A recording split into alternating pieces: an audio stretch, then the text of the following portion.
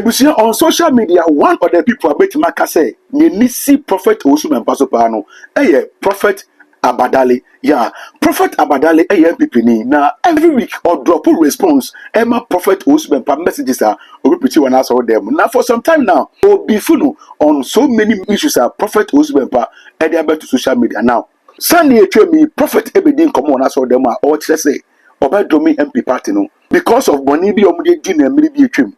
After 2 days, Prophet Osman Papa grantee an interview on one studio. I watch him Yentia or down deep part in the way out. Now, for instance, a car chairman would to meet general. I watch say, maybe a chairman would to me a question. A punishment, man, say, obey lessons into no passenger or move find $500,000 no, if I'm ready. For instance, chopper or say, or Musabepano, Mofa chopper Nimbra. And I mean, I can say, Prophet Abadale, I'm making first video. Second video, where the third one? Now, third one is similar. What kind of video ni mono? And I didn't meet with the man. What can Ebusha Mesro? Subscribe to Jinemi at the man as well. Send me uploader. Onsa able to make up. Maybe say a question Prophet Abadale video. Or dig gay who come up. Ebusha Yakuti Prophet Abadale. Ghana di phobia umudi tunu echiamupa. Bibia media futu me fa kwanya wesu fa futu nkam. Mesramu trumudie no ya doso because me hu ni se mudi trumu na duru Sunday na mo begina mo asore dem ansem amuka e wa asore dem mu nyina emfa kwan mu nyansa nyadan enim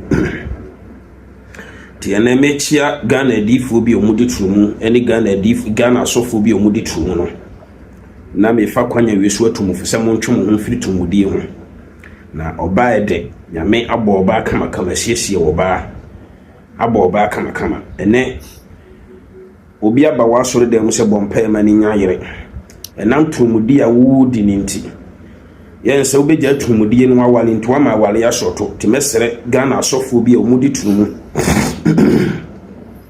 eni Ghana difo bi omudi tumu se mu beja sa kwan bone no na matwum ho afiri ho se de be nyame abufuhie nyeden emma muso sa because enam tumudi enti asofo ne bi wale a 3 months pepepe na okowale nso owale oba ne to so oba ne to kakraka sa te ba ne sa na enam tumudi enti yensa oba na akoso yakuma wo ho ni nti oba ne tumu adi no na oba ne so wontimi na oba na adwane agya no te ba ne sa na mo ba asore Sunday ne Wednesday na adwene no nsem mo beka nyina no aya na emfa kwan yensa eye abodam sem because obi odi ne tumu bi ahu ni se wabodam because umbodam a oba kama wono nkofa oyonko be ma so kodi ni tumu bebi agya nan free ban ho na wo kwa kodi te monso mechia mo monso mu ye ni party me den chia ma mo ba mo ntwum ho free kan bone ho ba de me ya ne se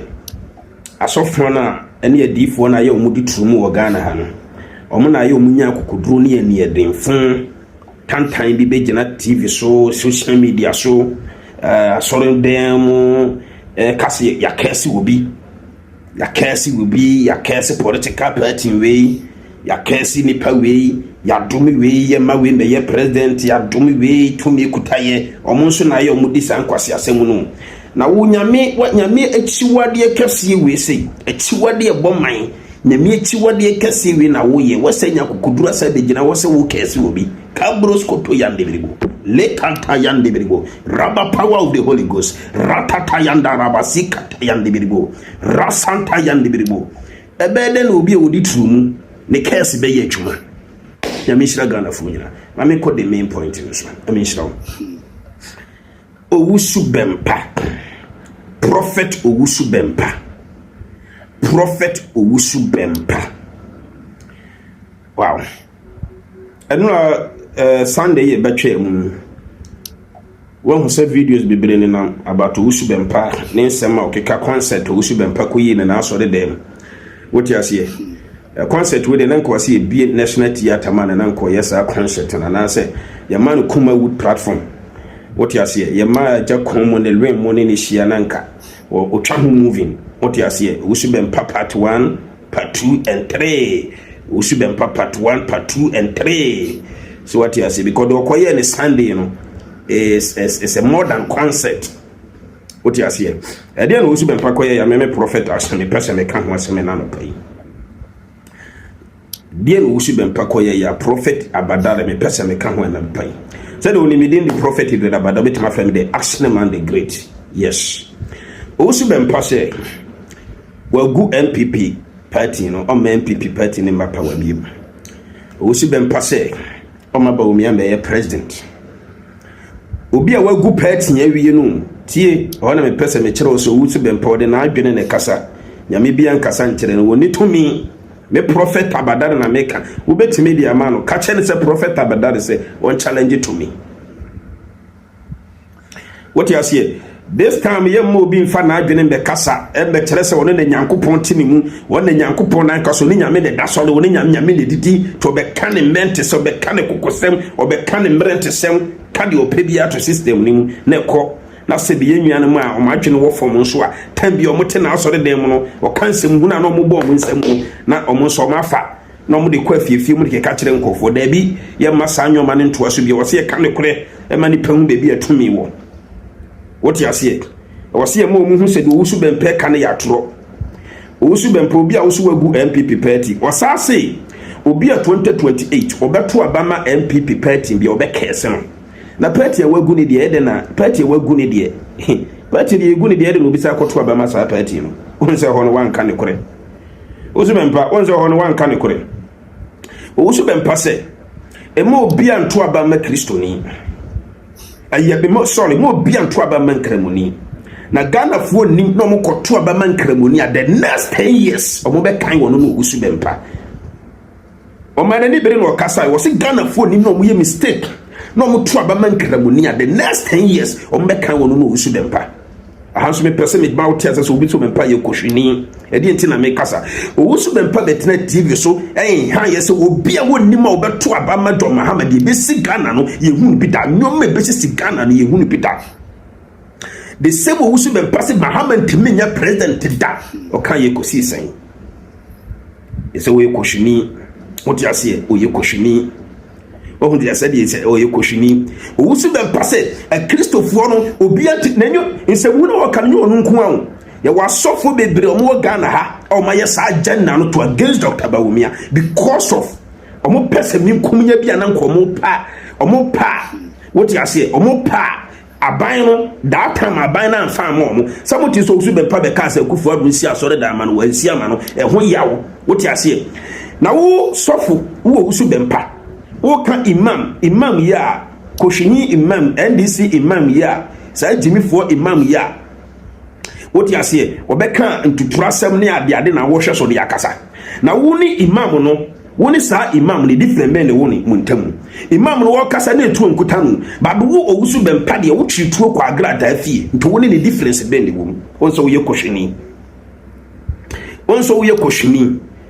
wo Wusu Bempa wo gina wo twituo ede ko agrada fie me ye chi wotum ti wo Wusu Bempa ye de wo gina ho ne ye de Dr. Bawumia gina ho one is factor say o kaso ye nyame nipa yenko ye dim so what you say so o Wusu Bempa say e ma Christopher bi anya mistake and trouble man kramoni asofo akohwifo demonic pastors amwo Ghana ha ebi mo e ba say Kufu Adu president Kufu Adu so wo ye national cathedral mu the same as so kind of demonic pastors call yourself a Christian. Who tell you a Christian? Ghana as of 400 ye mu 10 pe and a year Christopher ankasa. What you say? Mu Solitaire National Cathedral. Solitaire National Cathedral can some unifa National Cathedral. Chief Mambo yen kremoni credit the sick of support to National Cathedral.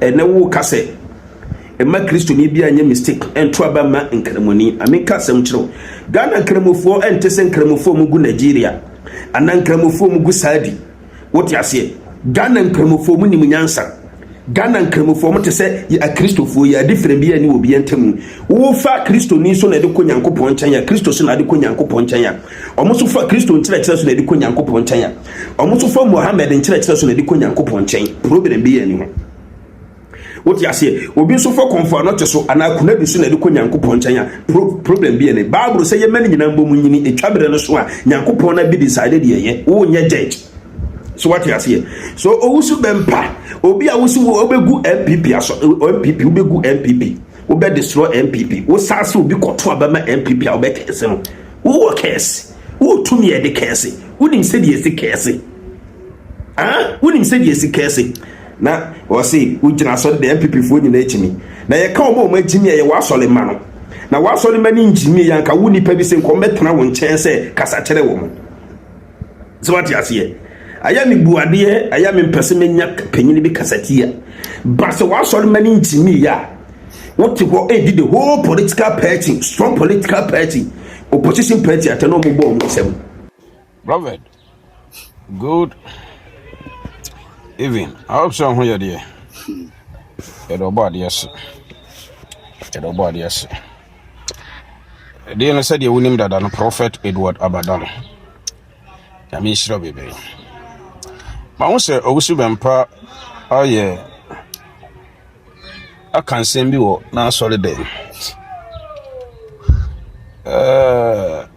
I have been tagging video on Komosi bempa, mami. Some me Prophet Edward Abadal say, "Name some of the can enco baby." Why I say I saw for now. Yeah, babo mo predator say Ghana be say Ghana be say. Na amanfo nim say asem mo ka nyina no. Ne nyame na aka kire mo da bi. Nkomhye bia e ba ye efa Ghana bo mo ko bo ye nyina no na prediction. Enya nkomhye nyame nka ahwenkire obia. Obi obeka say nyankopon bia na oboa. Ono wa no ko predict ye na ambem. What you say? A prediction on Mokoye in Amber. So, also, Baba Cassim was the MPP so more person more back power 2028. Now, Konyabe no more can was him. A Konyabe no more cotton as a power ben or more pay. Also, Bempa, ya ward when it's a unquan and Yamia for a one. The ya ward when it's a unquan or ye defro. A ya ward when it's a unquan who could touch to me, I would a young woman. Sana ya ward when a woman. Oh, to me, our quality because Stanley MPs was assistant pastors the same. Wakwala kwa Stanley MP, I didn't know why my name really. Ya wa adwene se wonkwan wo to me. What you see? Once doing MPP primaries, you know. Onyoma wo ye nyina no antimi ambam. Let me tell you something. Prophet Bernard no. Koneko bisa no. What you see? Yenye difobia e ba abontene o. What you say? Bernard onim de oyeye ene onim de oteye. De oyeye na wo gina ase 100% say be yi. Na me be ye video e ka chen so nsesa no na enye yi. Me ye video be 3 times enye yi no. Ase no ogina be bi ogina no. Ye dane no. Me Prophet Abadare me dane no. What you say? Bernard be ye ni tuno media maka na maka Kenya Japan be wi ni de maka na maka nanti no change e ba sa me de menya me so beto e ba sa me nso mu nyame biem no so da so mu nyame won so da so preach what you see me kire ne se tumi na wona ye nkwala tumi ena me na me bom paye me na me bom paye ma Lawrence Bagbo Côte d'Ivoire premier uni Philippe prison me na me yese ni nyina won san kosi aga because no ogina bibi so said the pennyfo se ba fan so beto boa ba wana ne nan si bibi so no na me yawe se Bernard no nim de waye wonim sunsum adwuma waye na ne nan si bibi so enti na me be ye video modern multiple times nso no ogina bebi e wogina what you see eso ne de wokan ba me mani hu ni se nyonu nko ne kotatumi nyonu nko ne wotumi de ye bibi enti ontimi me ka se de wahu ne ye fana ontimi me ka se de waka ne ye fana ohuni se tumi na ekuta no itimi challenge tumi no ohuni se nyonu nko na nyame de tumi ama no tumi ya nyame de ama no ode ama obi nso to oya ahomaso wo ho a ye dane nwoma e me dane anim guase ma no enti wo wusu bempa wo de ne kwade ye kirikete bio wo de ni swa so wo gina wa sore dem na wo ye tu no MPP se beba power na akonya be na ba omi e kwate na so wo je asie unya atwem no pese menkumunya wona obeka se wona akogina ogaka se Ghana fo nim no moto abama John Mahama sa be ye president bi mu a Ghana fo bre nyona akoka sa asem no se ma Ghana fo nto abama John Mahama wo tumi ade wo ye nyina sa John Mahama wasa ye president wona akọ chen kom ko tiatiam ko gina radio station ma wo kon tintino nyina piepie tiatiam ha wani tiatiam say nya de sa John Mahama be president biem e Ghana ha say na John Mahama ye president tane me ya say nkwala yi omo ma adwene wo fom omo ma adwene wo fom keka nsem ya na omu di wachi na omu believe de wo ka no nsema waka nyina ye failure doesn't mean chasa unkom se nyina ye dum minim kofo mu da so te wonanse a wo da so omu da so ji wudi da so omu nkom moto collection ma wo Ghana minim Ghana da be na ebi mu adwene benyini da be na ebi mu be sori o ma adwene benyini wo be kona papa panyin obi a wako school se na omtete asofo we mu nchen asofo bi mu nchen nyo mu nyina asofo dodo na me ka kirew Ghana ha difo dodo na nkasa nyame nsa won so ebi mu nso no omu gya dum na nyame nsa won so be gya dum wo so be mpani gya ekuta na dum kojoto odi ase wa be hye nkoma fa politicians wa mani nyina afeli ukofa kini Japan kotena wa so de den ogugu anonte ko kansem bebre ko hye nkom bi ko kansem bi kire se kakene Japan be wini etimi ba musa ana ba omi aso be wini 2028 akonya be na obetena so ya so wotumi wo ho eduru wa wo de try wo be hutumi wo so bempa eduru wa wo de try eduru wa wo de try wo ti ase nyame ku kakra no hu wo ho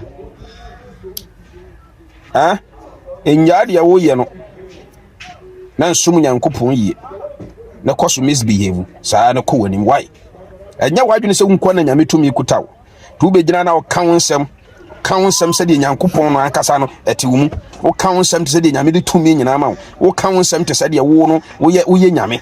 Who are you? Tumi na nyame de ama no nyame de tumi na ma obi nso. What you say? To say ba o mi abetena be ye president ame ya hwa ye be hwe o Ghana. What you say? Ye be hwe o Ghana ha sei.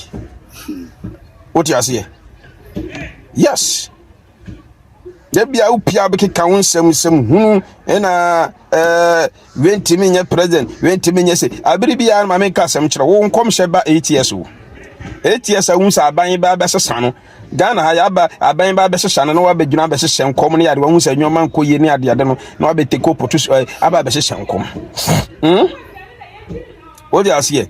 On say Ghana 8 years na aban bia sesa nto wo hye nkom se NDC fo anya ba de eden ya 8 years on besa on be ko 8 years e be break 8 years no this 2028 I'm telling you e be mo hu tumi ankasa now de wo ye no wa so dem ne se swa nkom sha wa so dem na se ni so do motena akonwa no so me wa so dem na ma chi obi atran wa hye nkom ba akwanko mu nyina nsi wa so dem ho bi asema me ka obi oni prophet ashim bi anim se de me si hye me nkom me bo bi betima kan se me bo I don't do that me nkom sha no wodin what you say ye won frɛ ye nka wa asabu nkyere yo wo frɛ ye be ka won nsɛm nyina kyerɛ wi e bisa wo kwan so what you say manya wadwene se wonko na wotumi nto be ka se wotumi so ba wo mia will be a president in Ghana 2029 market war.